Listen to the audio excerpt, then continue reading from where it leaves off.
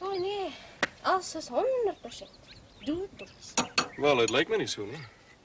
As ek hulp nodig het, sal ek my breakdown lorry kry. Op Blesbokfontein sê jy 'n noodwa kry, juffrou. Ek hoop nie jy het met hierdie motor op openbare pad bestuur nie. O nee, natuurlik nie. Ek het hom tot hier gedra. Maar dit sou natuurlik baie makliker wees as iemand my die laaste eentjie tot in die dorp kon sleep. Die polisie se regulasies bepaal ongelukkig dat geen privaat voertuig met 'n amptelike voertuig gesleep mag word. Maar ek sal hoor of hulle op Blesbokfontein 'n noodwa. Nee, ou, Blessie loop nou weer. Chop chop.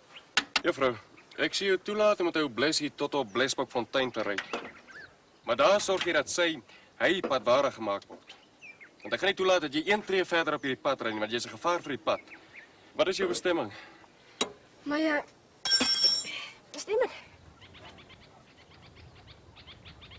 Wel, sê my, is u van die polisie op Blesbokfontein? Ja, ek is adjutant-offisier Cronje, die stasiebevelvoerder.